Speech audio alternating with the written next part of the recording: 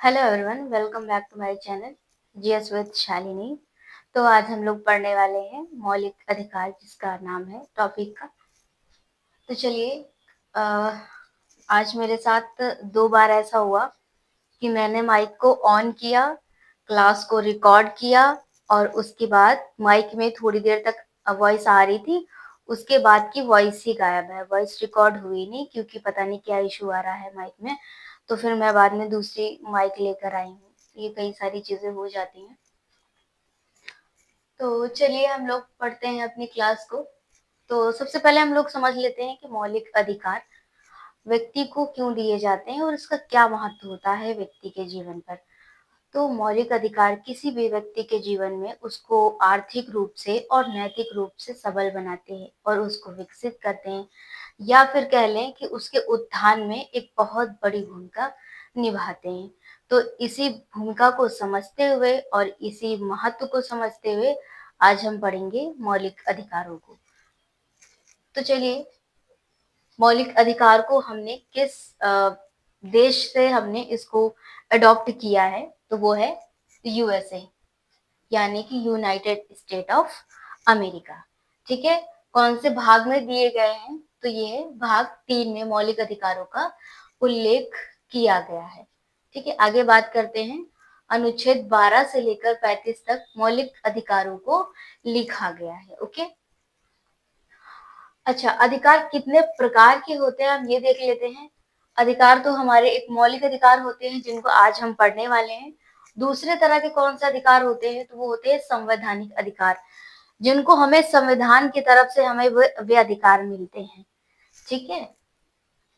जैसे कि मैंने देखिए यहाँ पर लिखा हुआ है कौन सा अधिकार है, तो ये संपत्ति का अधिकार है, जो कि संवैधानिक अधिकार है। आप चाहे तो इसको याद रख सकते हैं एक एग्जाम्पल के तौर पर, क्योंकि मान लीजिए आपने किसी को बताया और फिर कोई आपसे पूछ ले कि अच्छा बताओ कौन सा होता है संवैधानिक अधिकार, है ना, तो आप इसको बता सकते हैं। ठीक है।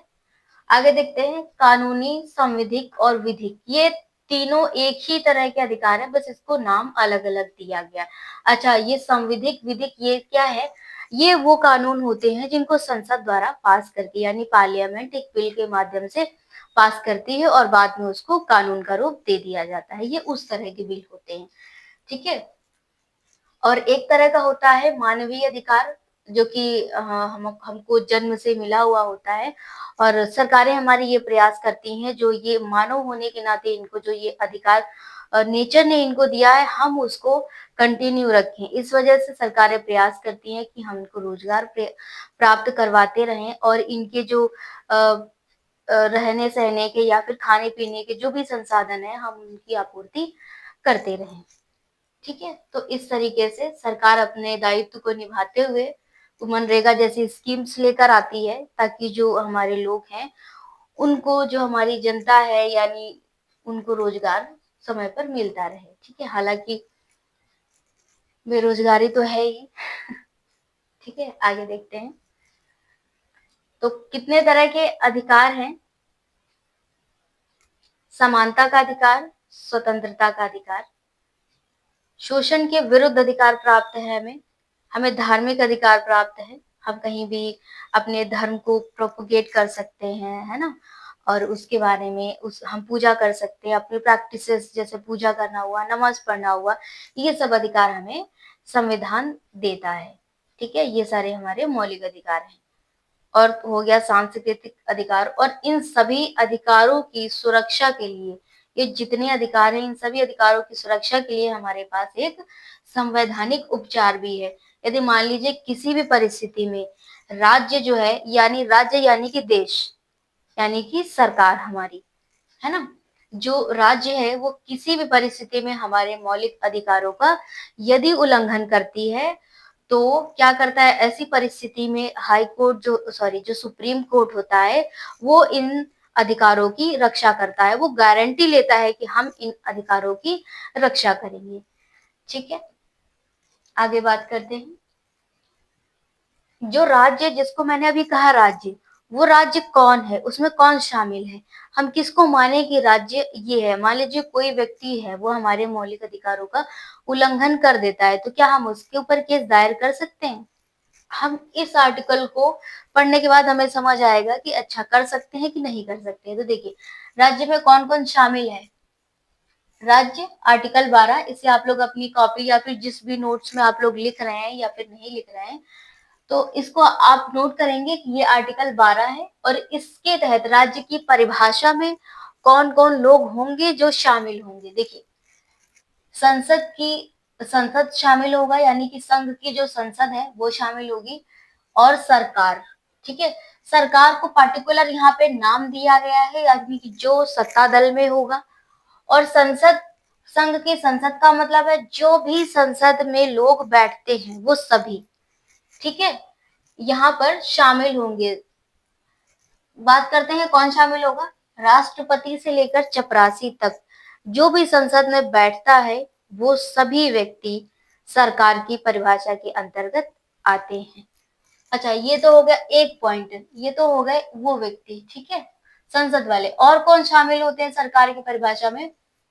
प्रांत का विधानमंडल शामिल होगा और वहां की सरकारें, यानी कि जो सत्ता दल में है और प्रांत के विधानमंडल में जितने भी लोग बैठते हैं वो सभी, वो चाहे राज्यपाल हो या चपरासी हो, ठीक है, वो सभी राज्य के अंतर्गत आते हैं। और कौन आता है? स्थानीय संस्थान। देखो, स्थानीय संस्थान प्लस सरकार का प्रयोग, यानी सरकारी सत्ता का जो भी लोग प्रयोग कर रहे हैं, ठीक है, वो सभी राज्य की परिभाषा के अंतर्गत शामिल होते हैं। और वो व्यक्ति, यदि वो सत्ता में बैठा व्यक्ति यदि इन मौलिक अधिकारों का हनन करता है तो सुप्रीम कोर्ट तुरंत उसके ऊपर एक्शन ले सकता है, ठीक है। वो उसकी अपनी इच्छा होती है कि तुरंत उसको एक्शन लेना, उसको ये अधिकार प्राप्त है कि हम तुरंत एक्शन ले सकते हैं, उसको गारंटी लेता है ना, मौलिक अधिकारों को सुरक्षित रखने की। आगे बात करते हैं आर्टिकल 13 में क्या लिखा हुआ। आर्टिकल 13 कहता है कि संविधान लागू होने से पहले कोई भी कानून, संविधान लागू होने से पहले, संविधान कब लागू हुआ था? 26 जनवरी 1950 को, यानी 26 जनवरी 1950 से पहले का कोई भी कानून यदि मौलिक अधिकारों का उल्लंघन करता है तो उस परिस्थिति में वो कानून जीरो हो जाएगा, बुक से उसको ऐसा हाइड कर दिया जाएगा, कॉन्स्टिट्यूशन की बुक से उसको ऐसा हाइड कर दिया जाएगा कि वो कानून अब है ही नहीं, है ना। आगे देखते हैं आर्टिकल 14 में क्या लिखा हुआ है। आर्टिकल 14 कहता है कानून के समक्ष समानता। कानून के समक्ष कैसी समानता? समानता ऐसी है जिसमें विशेषाधिकार नहीं हो, उसको हम लोग बोलते हैं समानता, ठीक है। इस समानता का और क्या मतलब है कि समान परिस्थितियां हैं, उसी के आधार पर समान व्यवहार किया जाएगा।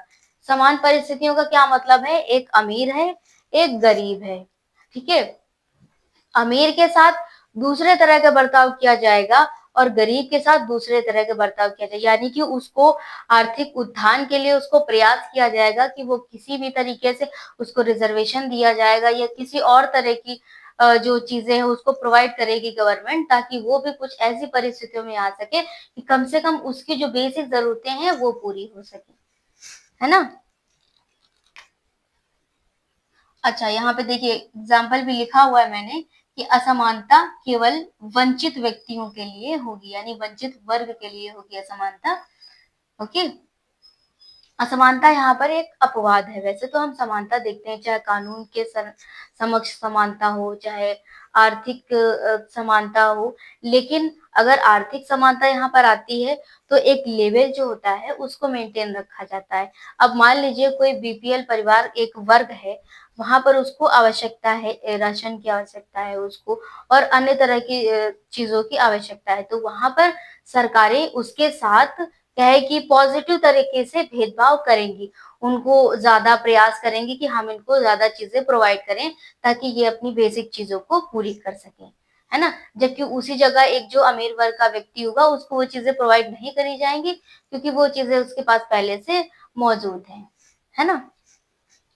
तो इस तरह कानून के समक्ष समानता हो या किसी और की तरह की समानता हो, तो समान परिस्थितियों में समान व्यवहार रखा जाएगा, ठीक है। आगे बात करते हैं आर्टिकल 15 की। आर्टिकल 15 कहता है राज्य जो है किसी भी व्यक्ति के साथ धर्म यानी धर्म के आधार पर, मूल वंश के आधार पर, वो किसी भी मूल में जन्मा हो, किसी भी मूल वंश का व्यक्ति हो, किसी भी जाति का व्यक्ति हो, उसका लिंग कोई भी हो, मेल हो, फीमेल हो, थर्ड जेंडर हो, ठीक है, या फिर जन्म स्थान, कहीं भी जन्म हुआ हो उसका, नॉर्थ इंडिया में हुआ हो, साउथ इंडिया में हुआ हो, ईस्ट इंडिया में हुआ हो, वेस्ट इंडिया में हुआ हो, ठीक है, इन सभी के आधार पर हम किसी भी नागरिक के साथ कोई भेदभाव नहीं करेंगे। लेकिन इसका भी एक अपवाद है। क्या अपवाद है? आर्टिकल 15(3) कहता है कि कुछ परिस्थितियों में महिलाओं के साथ और बच्चों के साथ भेदभाव किया जाएगा।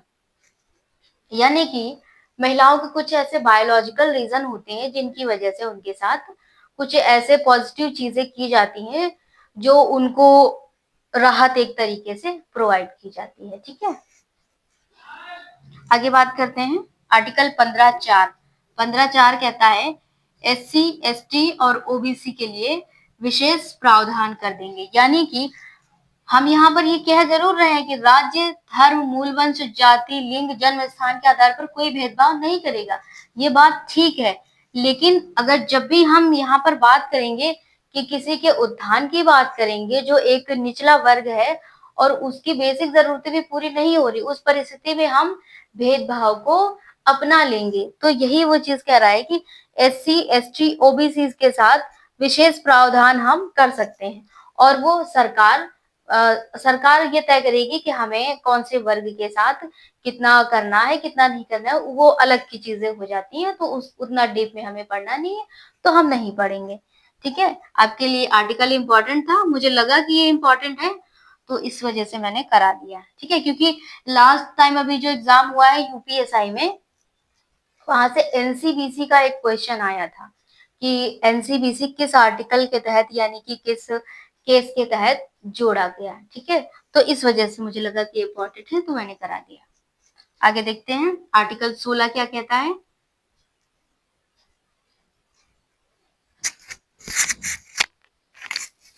एक मिनट में चेक कर लेती हूँ।